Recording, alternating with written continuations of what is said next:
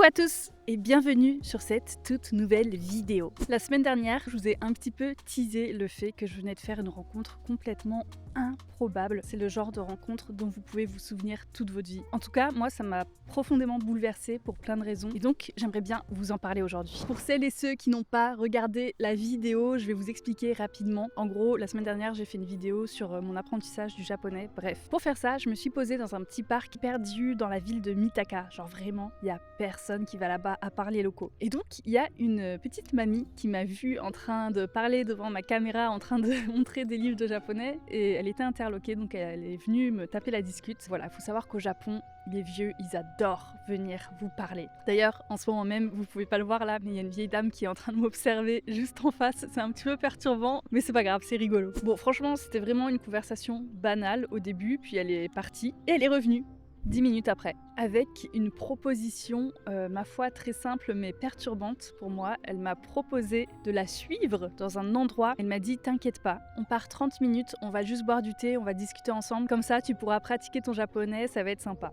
Alors bon, je sais pas si vous me connaissez, mais moi, c'est vrai que j'ai un caractère qui est très introverti. J'ai un petit peu du mal à m'ouvrir aux gens. Pour moi, accepter ce genre de proposition, c'est vraiment dur. Mais je sais que parfois, c'est important de dire oui dans la vie si on veut avoir certaines opportunités. C'est une vieille dame, elle a l'air super gentille, on s'entend bien et tout. Je vais dire oui, même si j'ai aucune idée de l'endroit où elle va m'amener. Et surtout, ce qui me faisait me méfier le plus, c'est qu'au Japon, il y a un gros problème avec les sectes. Et quand j'y repense, il y a énormément de personnes qui sont venues me parler comme ça dans la rue, qui faisaient du prosélytisme, en gros, qui essayaient de m'amener dans leur secte. Quoi qu'il en soit, quand elle m'a fait cette proposition, j'ai hésité, mais j'ai fini par accepter. Et sans le savoir, j'allais me retrouver plongée dans un monde que je connaissais, mais seulement en théorie. Celui de la vieillesse au Japon, de la solitude, des inégalités sociales et de la manière dont les Japonais préparent leur fin de vie. Bon, avant qu'on entre vraiment dans le vif du sujet, laissez-moi vous présenter le sponsor du jour, CyberGhost VPN. CyberGhost, c'est l'un des meilleurs VPN du marché au monde avec plus de 38 millions d'utilisateurs et une note presque parfaite sur Trustpilot qui comptabilise plus de 20 000 avis. Autant vous dire que c'est du sérieux. CyberGhost, c'est ultra facile à utiliser et surtout très pratique au quotidien. Le principe, vous changez virtuellement de localisation. C'est-à-dire que même si vous vous trouvez en France, vous pouvez vous connecter au Japon, aux États-Unis, dans n'importe quel pays du monde. Et ça, c'est génial parce que ça vous permet de débloquer du contenu sur plus de 40 plateformes de streaming, donc Netflix, Amazon Prime, Disney+,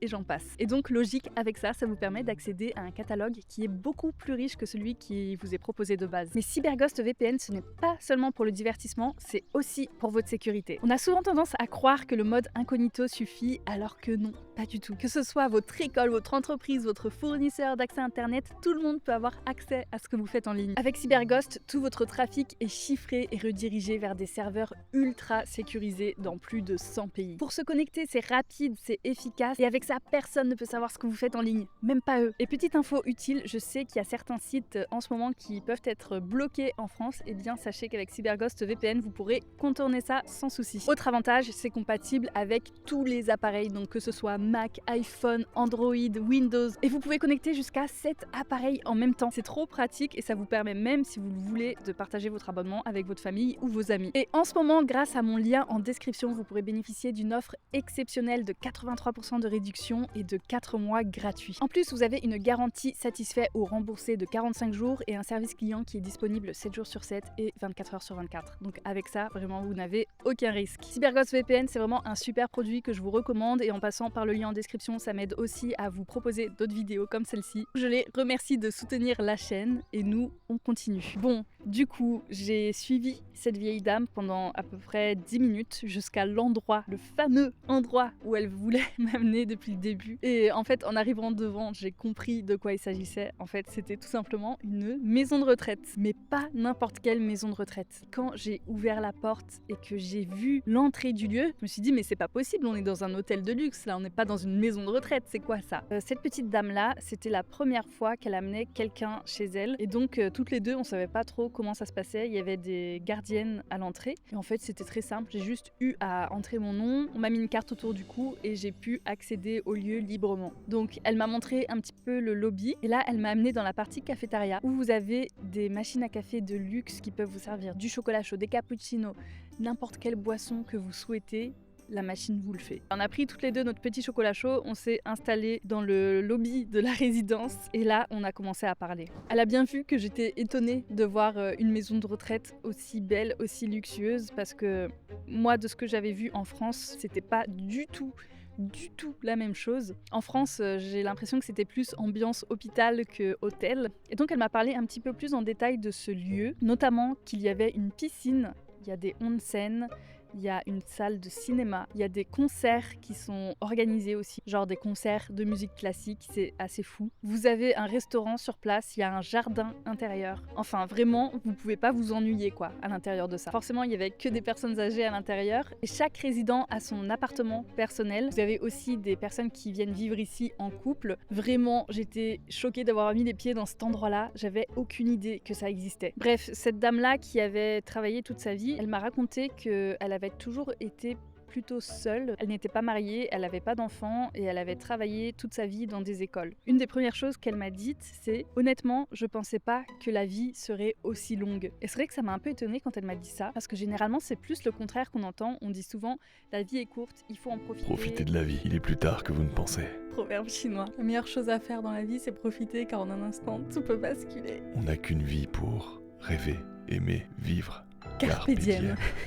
Rassurez-vous, je suis en train de rire, je pleure pas. Elle avait le discours complètement inverse. Elle m'a dit qu'elle ne s'attendait pas à avoir une telle longévité et à ce que ça dure aussi longtemps. Elle en souffrait pas du tout, attention, hein. Elle venait à peine de prendre sa retraite depuis 1 an. Elle s'est retrouvée seule face à un silence qu'elle ne connaissait pas. J'imagine que quand on a travaillé dans des écoles, c'est très bruyant, il y a beaucoup de passages, il y a plein de monde, plein d'enfants, il y a beaucoup de vie et que d'un coup, on se retrouve seul avec soi-même, ça doit faire un choc assez brutal quand même. C'est pour ça qu'elle a pris la décision radicale en fait de commencer à préparer sa fin de vie. Elle m'a dit qu'elle avait vendu son appartement, qu'elle avait vendu tous ses biens matériels, donc tous ses meubles. Elle ne voulait plus rien avoir, elle ne voulait plus être propriétaire de quoi que ce soit. Surtout en sachant qu'elle n'a pas d'enfant, donc elle avait personne à qui donner tout ça. Donc elle s'est débarrassée de tout et avec l'argent qu'elle a gagné, elle a décidé de s'acheter une place dans cette résidence de luxe. Elle m'a dit qu'elle avait hésité parce qu'en fait il y en a plein au Japon apparemment et le choix est assez difficile, mais qu'elle a trouvé que cet endroit-là était bien. Ça m'a fait rire parce qu'elle m'a dit quand j'ai vu que les toilettes étaient très propres, j'ai su que j'allais pouvoir faire confiance aux gens qui travaillent ici.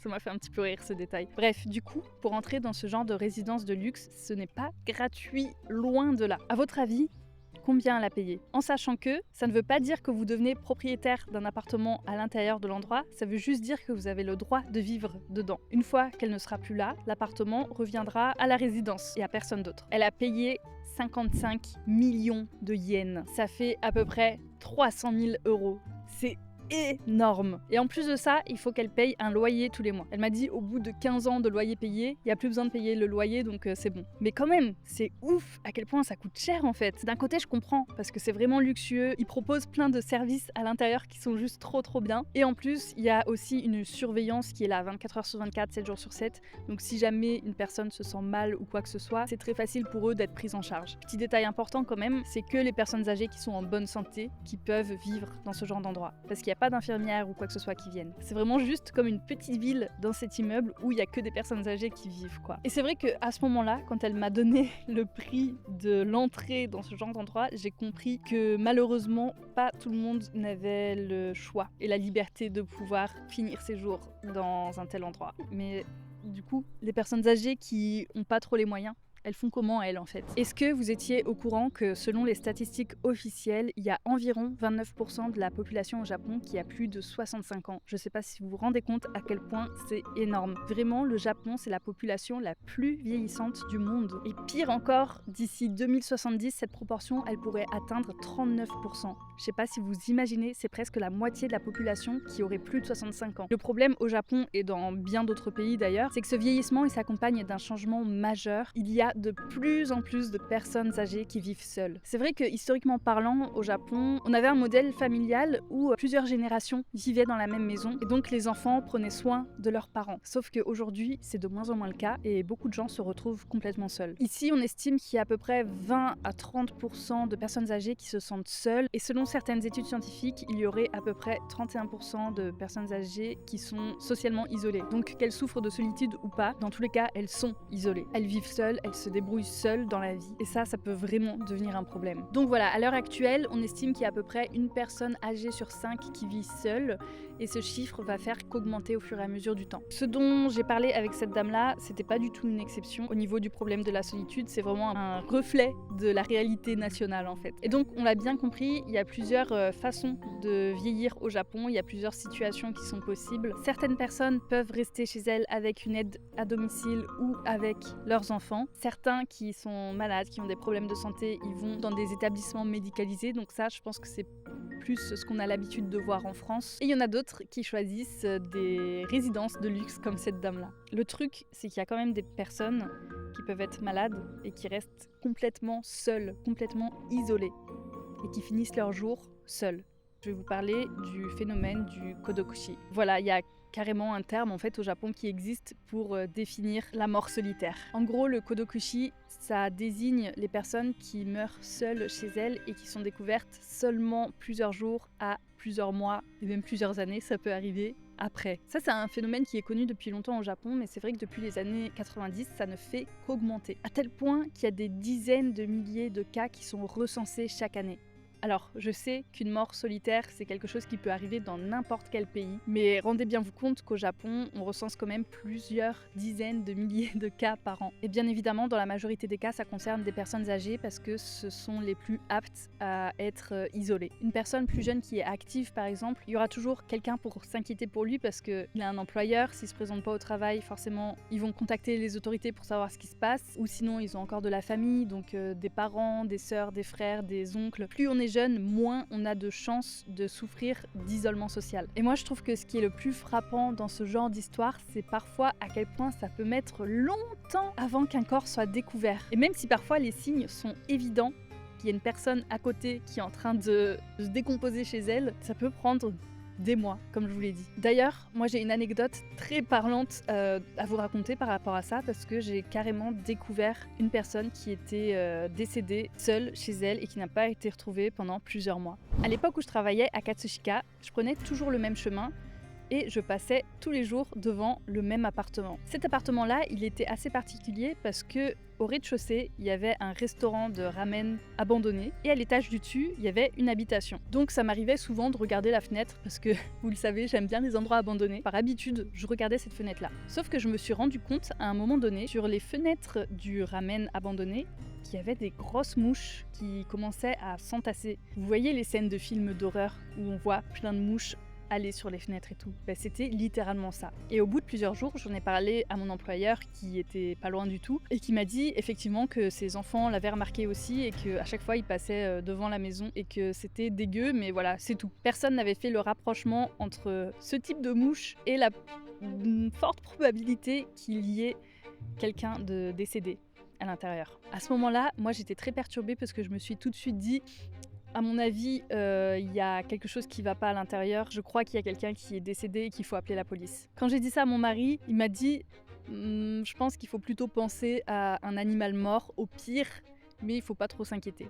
Moi, je le savais. Au fond de moi, j'en étais sûre. Surtout que, petit détail un petit peu dégueulasse, désolée pour ça, les mouches, ça faisait longtemps qu'elles étaient là. Et du coup, elles avaient commencé à déféquer sur la fenêtre. Donc on voyait littéralement des traces de fluide humain sur les fenêtres. C'était vraiment pas beau à voir. Après quelques jours, ça me perturbait trop de savoir qu'il y avait ça à côté. Donc j'en ai parlé à la femme de mon employeur qui a tout de suite pris le sujet au sérieux, qui a appelé la police. La police s'est rendue sur place le soir même et ils ont découvert un corps décomposé. Donc il y avait bien une personne qui était décédée chez elle et ça depuis plusieurs mois. Forcément, ils ont fait une petite enquête pour essayer de savoir si cette personne-là avait de la famille ou non. Et chose horrible, oui, c'était un vieux monsieur qui avait de la famille dans le quartier et ils se sont même pas inquiétés de son absence. Et je trouve ça fou en fait, parce que ce bâtiment-là, il était dans une zone résidentielle où il y avait plein de maisons autour et tout. Et je trouve ça incroyable qu'une personne puisse être isolée au point que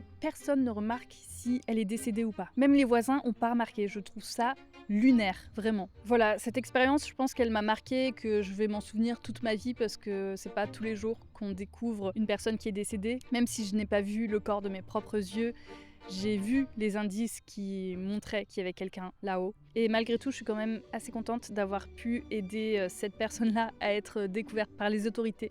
même si c'était beaucoup trop tard. Et je pense que c'est pour ça aussi que la rencontre avec cette dame, d'ailleurs je vous ai même pas dit son prénom, elle s'appelle Junko. Donc je pense qu'on va l'appeler Junko maintenant parce que j'en ai marre de dire dame. C'est aussi pour cette raison que la rencontre avec Junko, elle m'a beaucoup perturbée parce que là j'ai vraiment vu les deux extrêmes en termes de vieillissement au Japon. On a deux personnes âgées qui se sentent seules, mais qui n'ont pas du tout la même fin, quoi. Et ça m'a montré aussi autre chose, c'est que la solitude, c'est pas une question d'argent. Vous avez beau être riche, avoir les moyens de vous entourer d'autres personnes qui sont dans votre cas, vous pouvez vous sentir très seul.